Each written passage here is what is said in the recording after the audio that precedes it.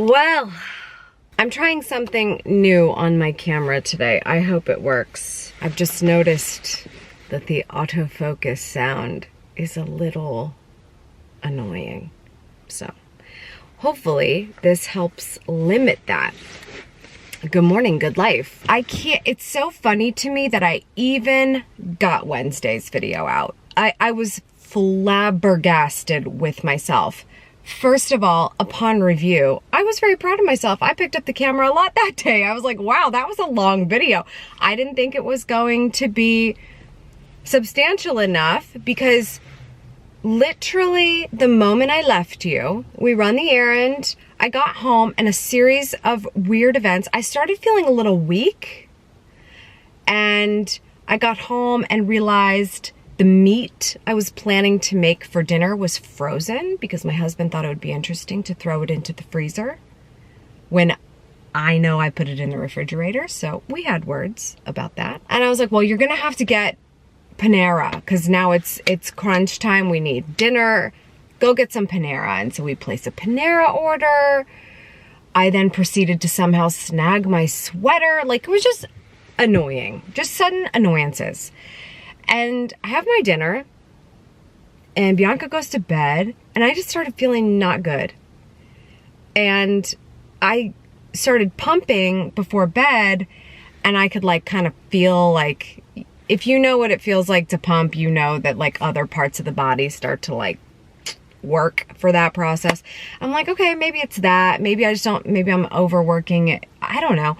Without being, I'm done working out. Thank you for asking. Without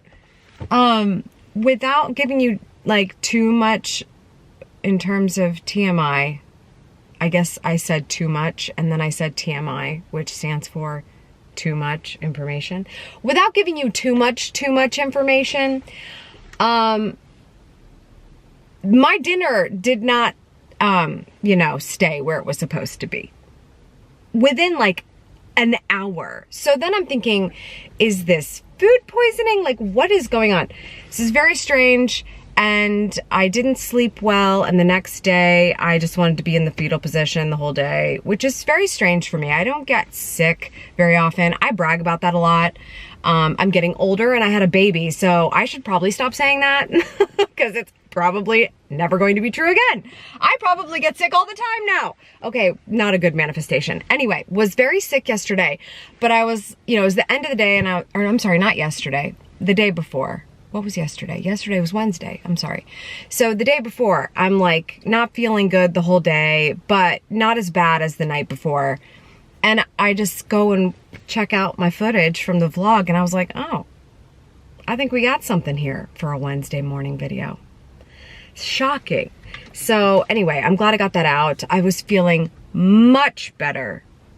That was yesterday. Yesterday, I was feeling much better. Published the video, had a lovely day with the kid, doing some work. And now here we are. I got back to working out this morning and I had to stop at the market to pick up some bananas because my kid is eating so much food. And I could not believe I couldn't remember bananas on the Instacart list. So I just walked out of there.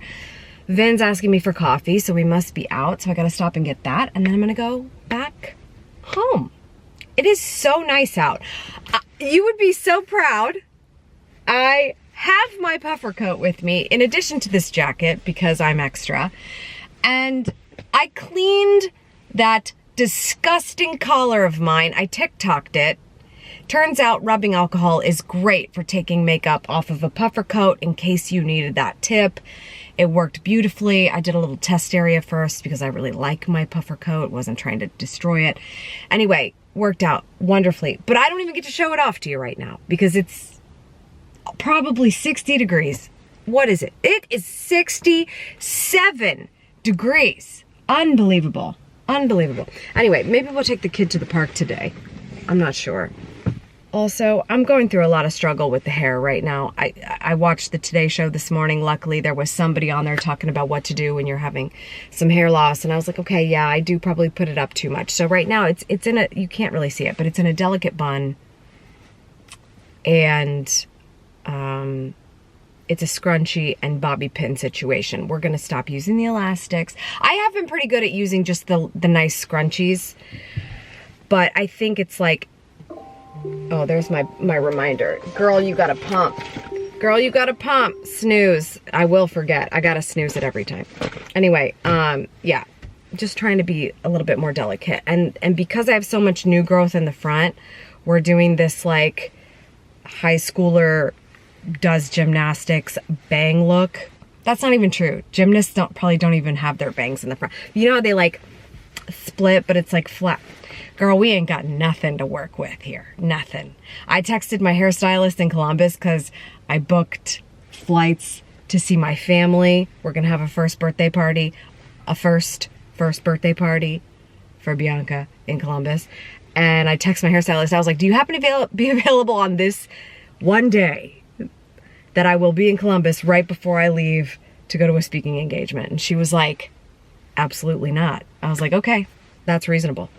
I'll see you when I get back from my speaking engagement. So we'll see what happens for that. I'm gonna have messy hair for a gig. Hopefully I can at least get a blowout. Anyway, I hope I'm in focus because I don't know.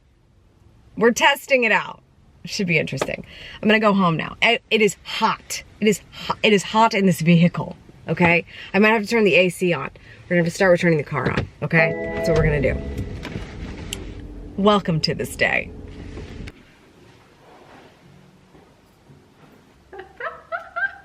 How are you? Like literally never. Yeah. But it's there to bring you back to center, like, right.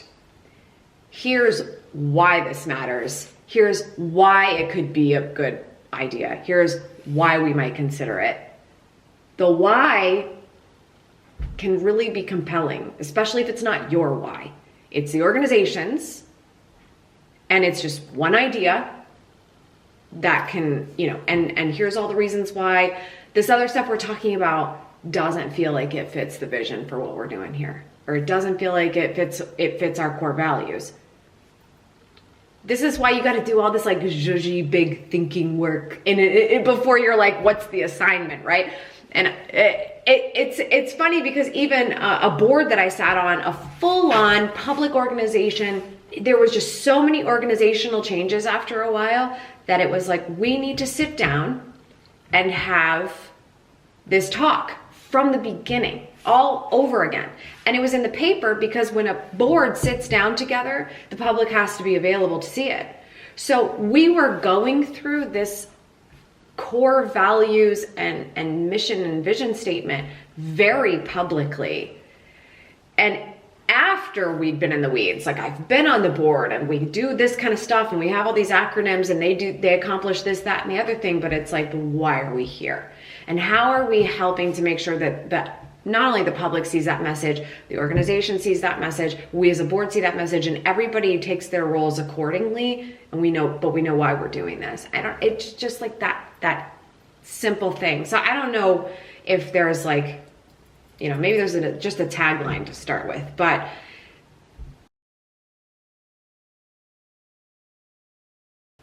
think about it, because when we have those moments of fear, we don't want to act out of fear. So we have to have another choice. And if a list of core values and a mission statement help us to make a choice outside of fear, then I want that to be available to us.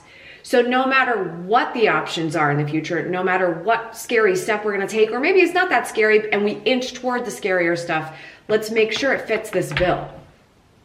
That might be an interesting way to approach your group here. And again, like, it's not tread lightly, it's I would like to enter this working relationship really hearing what you're all saying. So I'm not coming in and saying I'm throwing away everything and I'm restarting what we stand for. But here are some things, like just asking that question, like what do we really value? Because everything we should be doing, implementing, thinking about, presenting as a project, or it needs to come back to that. Like, we need to know what our why is consistently. And it's going to help us work better together and come up with the best ideas and be a little less fearful. Doesn't mean that fear goes away, but be a little less fearful about becoming an industry standard. That's because that's a bold move. But that's the other thing is we can always work a lot harder. And we can always like do and think that that's going to prove the value. You could do all of this yourself and be like, look, I solved the whole problem. But that's not going to get you anywhere. First of all, it's going to overwork you. and second of all, it actually doesn't prove anything about your capabilities to be a part of this team.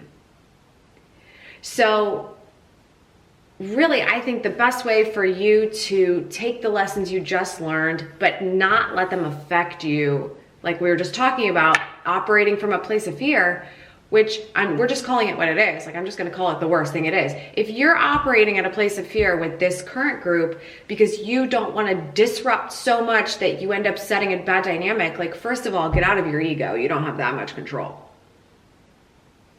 Okay, there's other egos at play here. You're not the only reason why somebody has a bug up their butt every morning. Like you just might be adding on, if the case may be. So first of all, we take so much credit, first of all, that we don't even want, but we take so much credit for, messing things up or feeling like the dynamic shifted and it probably was me and I need to move on. And it's like, okay, great. No, you're right. You need to take responsibility for what is on you, but like, don't take anything beyond that. Because it isn't all about you. There's a whole dynamic of a group here. And just by really listening to what's going on, you can find out, is it straight up a toxic environment that I cannot work with, which I think we came to the conclusion of in the other place?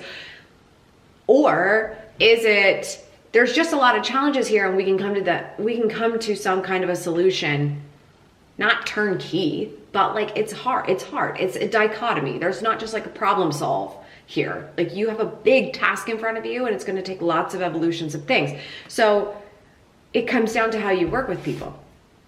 So that's, I hate to say it because it's such an ugly word, but it's just like when you use the word I, when you use the word me, when you're just making whatever is going on about you, and it may not always be the case, and it mostly is not the case.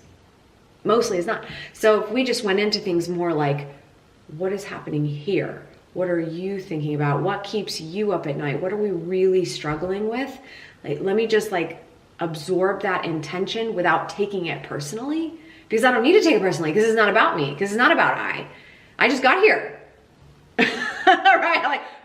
So it can't be about me. So let's just remove that word. Like, what is happening? Like where is the quick win? What's the biggest value that I see that needs to be here right now? And like, how can I just inch us closer to that? And usually it's mobilizing real conversation between people. So that's what I would do. I would be like so excited to be you and remove my ego from the situation, be like, this is not even about me and we want to keep it that way. So I am going to see what you are doing and you are doing and you are doing and you are thinking and you are struggling with and how do I bridge the gap here? How do I mobilize conversations that are helpful so that everyone sees everyone's different perspective as an opportunity, not as an obstacle? Okay, so some people might think it's like a little rude to be on a call and be typing at the same time. I am not texting. I can tell you right now. Okay, I love being on the phone because it means I can ignore any other correspondence humanly possible. Husband's in charge of the kid. I don't care about texts. I got my DND on.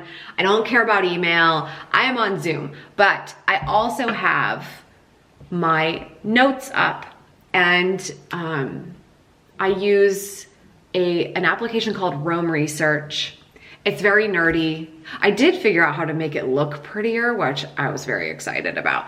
But what I like to do is just like keep notes on not just like people that I coach or consult with, but like conversations, ideas, I'll write video ideas, I'll write email ideas, I'll write my next book idea. I have like so many, like, here are the next books I want to write. And what's so cool about it is anytime I'm like, you know, I really want to write something about boundaries, and I just search the word boundaries, I can look at notes I took from any conversation I had, any other, oh, I also, my Kindle notes are saved here. That's a whole thing.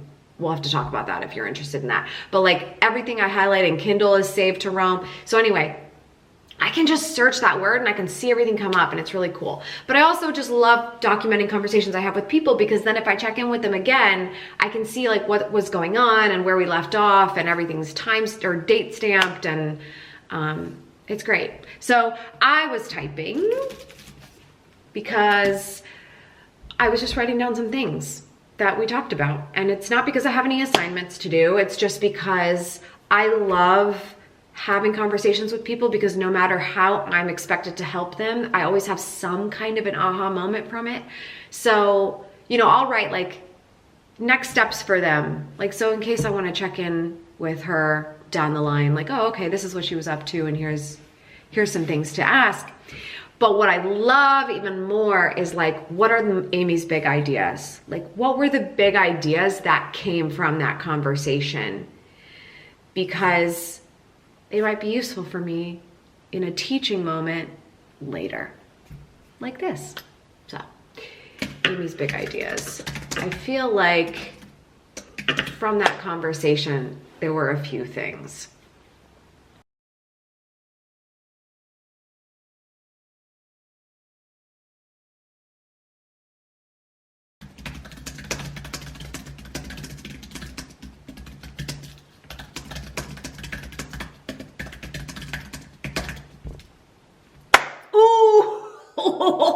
Oh, that was a good one.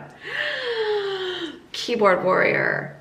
If decisions are only being made from a place of fear, you don't have enough options on the table.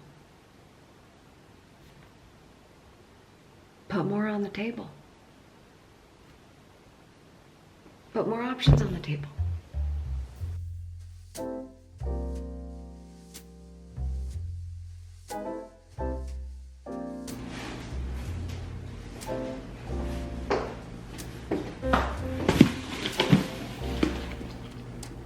I got a package. I always get packages. I had quite a few Amazon deliveries today.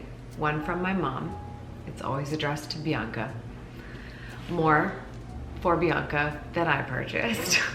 And this came in the mail, and I was like, I don't know what this is. And I opened it and I was like, okay, I need to turn the camera on. So, pretty tissue paper and a little note. Oh my gosh, okay, so it's from Enchanted Vines. Oh my gosh, Ladybug, she's always looking out for me, I swear. Amy, congratulations on your new home. Here's a little something for your new office. Thank you for the years of inspiring me to pursue my passion. Kara, what a sweetheart. Okay, if you don't know Enchanted Vines, when did I talk about this? Sometime during Vlogmas.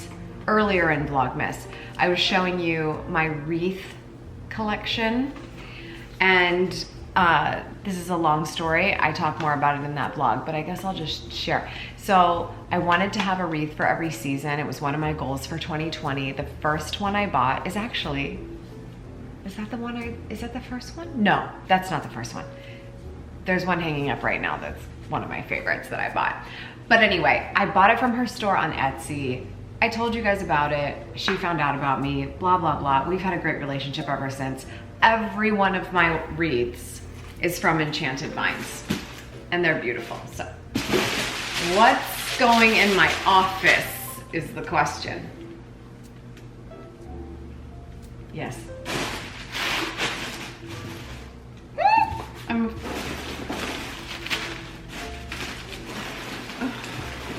So much bubble wrap. We love it. We love it but Amy cannot break it. No breaking anything.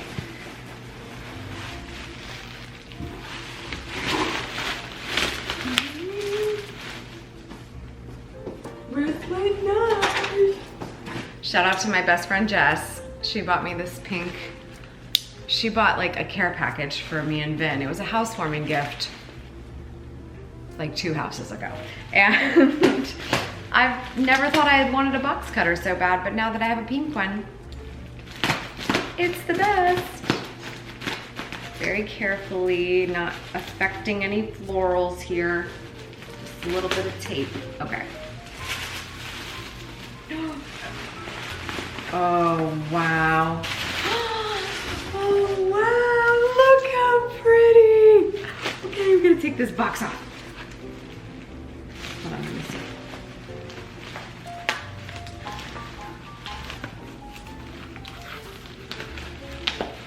Oh, stop it.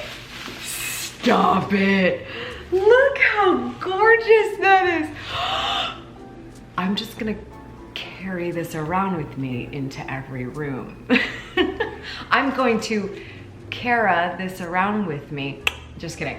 Oh, okay, we get it. Amy got a lot of deliveries today. We don't have to belabor the point. Okay, how gorgeous is that? Okay, I'm gonna show you on the camera a better view. It is so gorgeous. Like, I don't even think I would put that on the shelf. I feel like that needs to go on my desk. I absolutely love them.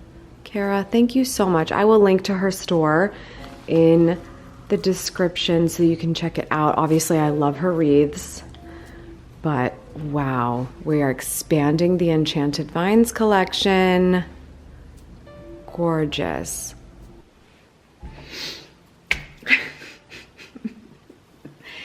Listen, I never called myself a cinematographer, okay? I was just checking the footage just to see where we're at on this one because it's a full day. And I'm like, you know what would really suck? If for some reason while I film today, something goes wrong with the footage because it's kind of a busy day. And so I'm very sorry that for whatever reason, I don't know how to focus my camera. But I know exactly why. It's because I'm trying this new thing out. So you don't have to hear the autofocus issue, the clicking. So I'm trying to do it so it's better. Anyway, blah, blah, blah. I'm very sorry for all the moments I'm out of focus. But sometimes I leave that stuff in. A lot of times I leave it in because you guys know these are imperfect and I'm not gonna recreate a moment where I was saying something to you just to make it perfect because that would get really tedious and annoying and I just don't have the time, but mostly because it would be inauthentic. And I think if you can catch an authentic moment, it's pretty lucky these days. So here's hoping I'm in focus. I have another phone call in about 30 minutes. It's actually press. I was actually very surprised to hear that this person wanted to interview me about this particular topic, but I'm very curious to see how it goes. We'll see. We'll see. Nice to meet you too. So basically, my name is Amy. I've been an entrepreneur for over a decade. I kind of started in the internet space by creating content on YouTube, and that evolved because in 2009, it wasn't socially acceptable, where today it's all the rage. Throughout that trajectory, it's been a lot of like, oh, I'm using this platform to educate people on my business, which started out in social media management execution externally from small houses who were like, what is Facebook? And I was like, I'll do it for you. I was helping people do that. So when you start getting client inquiries, they come to your email, and you suddenly have a business and you're negotiating via email a lot of the time. And so this is how, let's say, relationship, internet friction and sales and things like that starts to come about. So I'm, how old am I? I have to keep checking. I think I'm 30. I'm going to be 38. I'm going to be 38 this year. So, I've been in business for myself for going on, I think 13 years now. So I was an assistant and I totally understand what it's like to be the gatekeeper. And I understand what it's like to not just help with scheduling, but help to, make it clear what's okay to go straight to him about, or what's okay to, you should just come to me for that. And that kind of thought process. And in starting my own business and negotiating prices for the first time, choosing my own pricing and all of those things, I just kind of came to realize that it's going to be very easy for me to be undervalued because the industry was brand new. I mean, everyone thought Facebook and Twitter was free. At this point in time, I'm trying to convince them they should pay me for my services to help them use it to market their business now, which is understandable now, but back then it was not. So negotiating pricing and helping people to understand the value of everything, email and communication is a part of that. And qualifying a lead and qualifying somebody to have a conversation with you is a really important piece of that. Not to mention just the constant feeling of always being asked for a favor. It doesn't even always have to be sales, right? It could be, hey, I want to pick your brain. I'd like to go to coffee with you and just, now, in the beginning, you should probably say yes to that a lot. But at a certain point, I want to pick your brain because I've known you since we went to high school together, but I didn't really care to know you any more than that. But now I know you're into an industry that's important right now. And so I'd like some free information.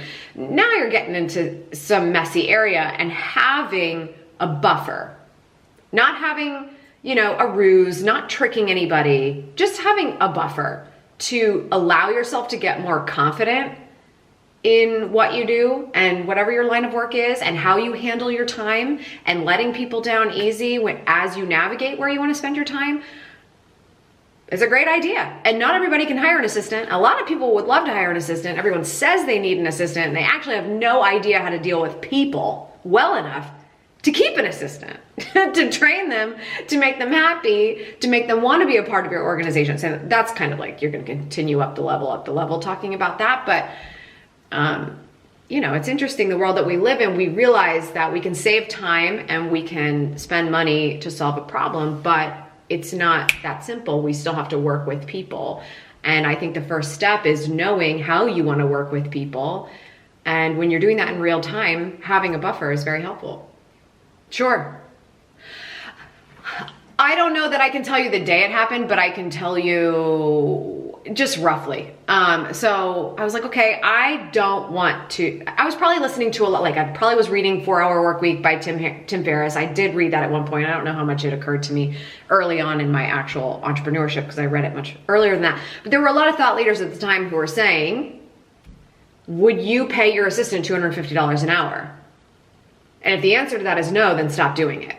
And so that realization makes you go, okay, that's really interesting. I need to hire an assistant to help me. I don't have that money yet. I may not be $250 an hour yet, but from a perception standpoint, I'm trying to get there. So I'm going to have somebody be that buffer. I hired an assistant.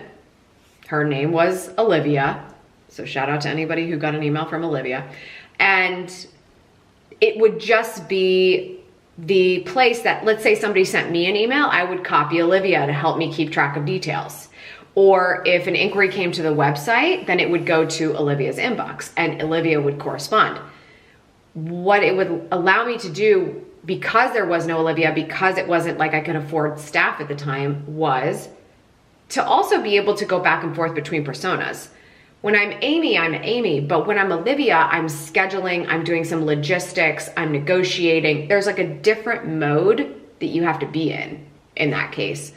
And so I don't know if I can tell you about the inception, but that's what I was thinking. It was like, I need to be able to just say in black and white what the deal is, and I can do that as Olivia. So I'm going to log into Olivia's inbox to deal with those issues.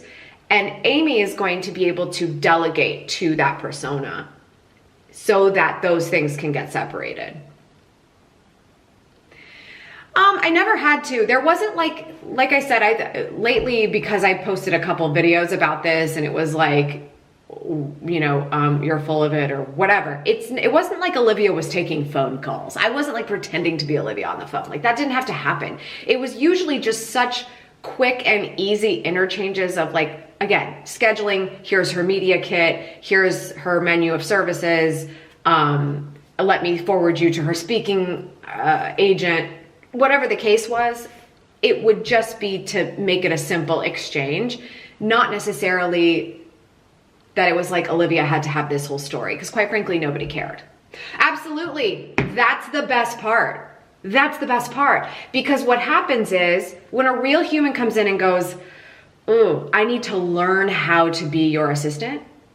Guess what? Go read every email I have sent, turn them into templates, see how I would handle the situation. And if you've labeled everything accordingly, like speaking requests, press opportunities, clients, media kits, like if you've labeled everything, they can see like, okay, this is how they want it to sound. I can make it better. I can evolve it because I'm a real human and I can make it faster. Yeah, that's the best part. You have all of this documentation of how you would, and the key thing here isn't even so the assistant can learn, it's so you can learn what is actually possible when you do have an assistant.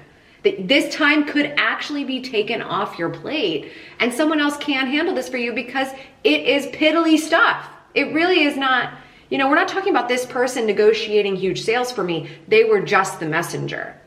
And when someone's just the messenger, that is teachable and streamlinable.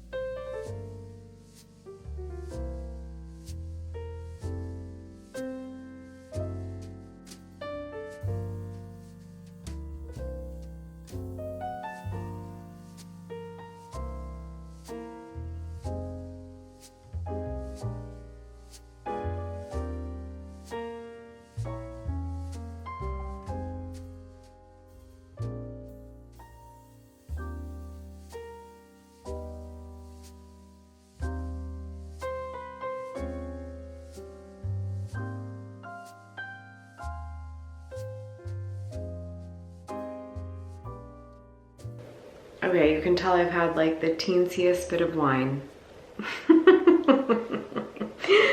Oh, a little bit of homemade wine never hurt anybody. Okay, without getting too intimate here because Bianca is in the bathtub, we are very excited about our upgrades to bath time right now for a couple of reasons. First of all, we have light up Elmo apparatuses in the water, which is great.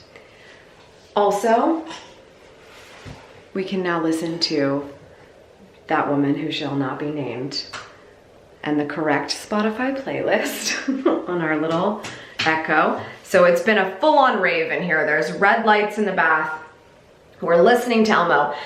And the best part, cannot stress this enough, no to a vino, okay? No a vino baby bubble bath. It's just not cutting it. It's very hard to get any bubbles. It's not good enough. We used it up. She plays with the empty bottle. It's great. Johnson & Johnson. Well, I guess it's just Johnson's now. Johnson's bedtime bubble bath. It smells like lavender. It doesn't have any of the junk in it. And the bubbles just keep on going, okay? So I want you to know this in case you're looking for the hot tips.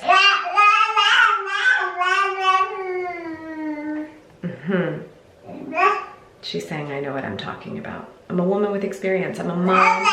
I'm a real mom now. What a day. I'm gonna leave the vlog here so that I can clean that butt. So have a good evening, have a good day, and I'll see you on the next one.